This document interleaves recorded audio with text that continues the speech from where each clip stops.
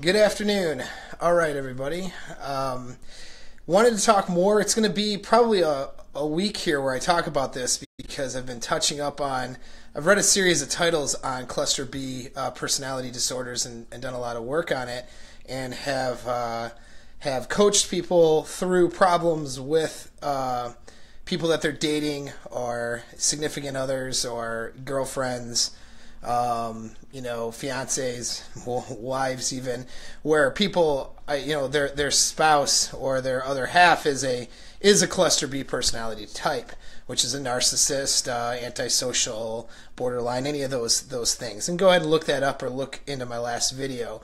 And so I wanted to say though, because it's an over assumed. I say overdiagnosed, but the professional community is not necessarily overdiagnosing narcissism in a clinical sense. But, there we go. So I'm running out of juice, so hopefully I'll get through the video before my phone times out. Anyway, but people tend to think they over assume narcissism in previous exes and partners. It's a very common thing, and you got to get away from that. Not everybody that wronged you, not everybody that was an ex is a cluster B type personality disorder. All right. Again, as I mentioned in my video yesterday in podcast, the difference between the two is that one, a normal person who exhibits narcissistic traits in different parts of their times or parts of their lives, or wrongs you or does something wrong, they still have the capacity to have normal relationships, and they have the capacity to experience love, empathy, compassion, and bonding with other people. Whereas a cluster B personality type does not have the ability to do that. And so here's that. But there's things that'll look similar between the two, though, when a relationship is ending or when things go badly in a relationship.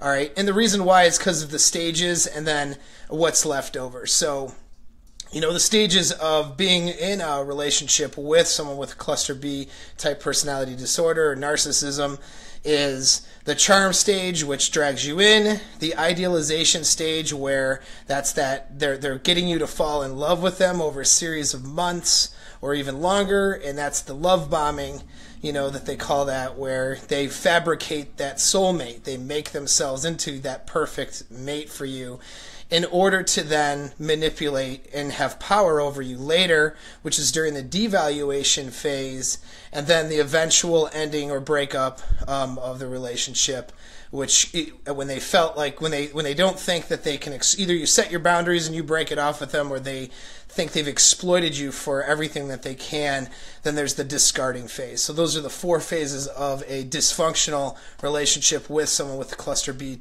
personality type or a narcissist. All right. But let's look at a normal relationship. So a normal relationship, you have the honeymoon period. Okay.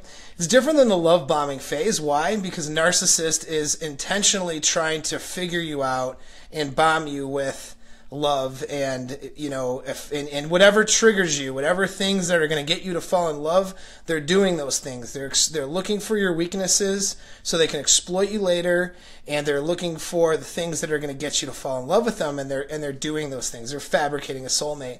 Whereas a normal person is falling in love with you during the honeymoon phase. So a normal person is just, having a high amount of dopamine and a high amount of oxytocin with you, okay, and in the newness of that relationship, and they're genuinely in love with you.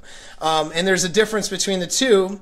Sometimes they can feel the same, though. If you're really connected and have a high chemistry with somebody, that initial honeymoon phase can feel the same, Now afterwards, after the the initial meetup or charming acceptance of being with this person, and then in the case of a narcissist, the love bombing or the idealization phase, you go into the devaluation phase, where they start withdrawing that love and they start manipulating you. And they start bringing down your standards and bringing down your sense of value so they can control you. Okay, that's the devaluation phase. And then it'll go through periods of, not love bombing, but love little hand grenades or sprinkles. So when you start to pull away, they'll dole out some of that love to bring you back in, and then it's back to devaluation and manipulation, right? So that's with a narcissist. Well, with a normal person, what happens after the honeymoon phase, which can last anywhere from, I mean, I say 90 days, give or take, based on things that I've read and seen. People don't know, you know what I mean? But it could be a while, and the reason why. But what you move into is the challenging phase, and you know, there's different experts and psychologists have had different opinions on phases of a relationship.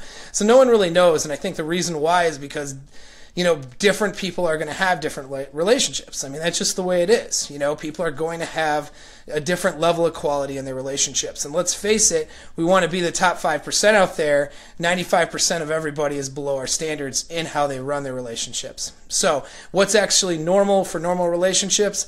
There's some normal things, like we know there's the honeymoon phase, and then there's what happens after. But what happens after, you know, there's a lot of dispute in that within the psychology community and relationship expert, community.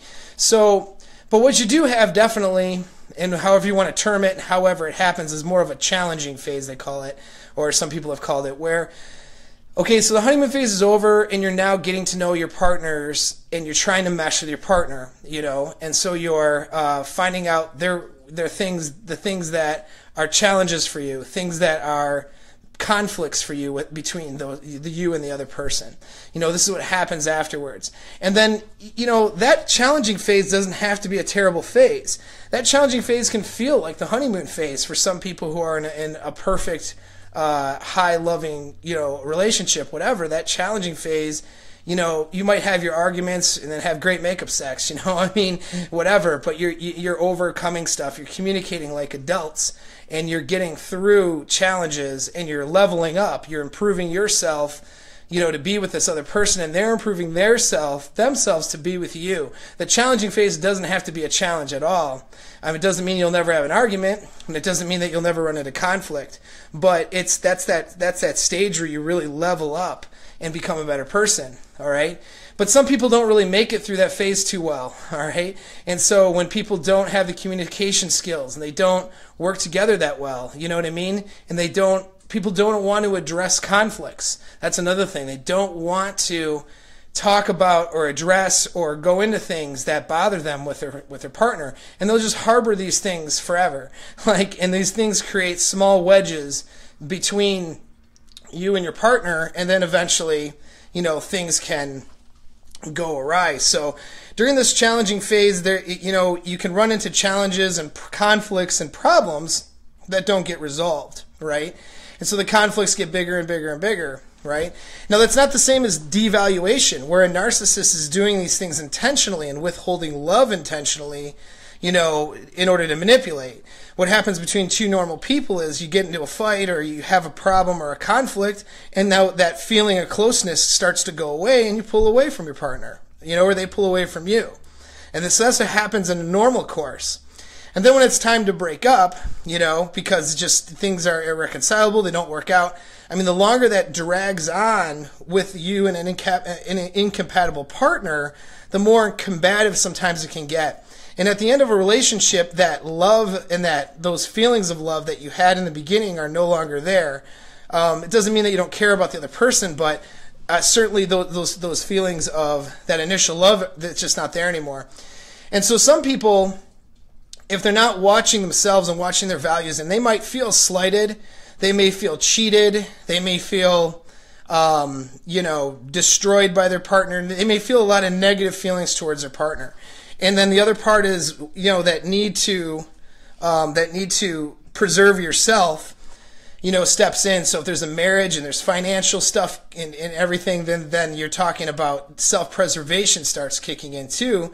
For females especially, you know, you guys, that will kick in. That self-preservation, and especially if there's kids involved, is going to trump any feelings that they had in the past towards you. And so then they may do things that are very combative and very, almost unethical. They could do terrible shit to you, basically. That doesn't make them, though, a narcissist. You know, the terrible things that they're doing towards you they could feel trapped in that relationship, too. And when you make people feel trapped by, you know, let's say combining finances, combining same household, different things that could happen, depends on how long the relationship has been going.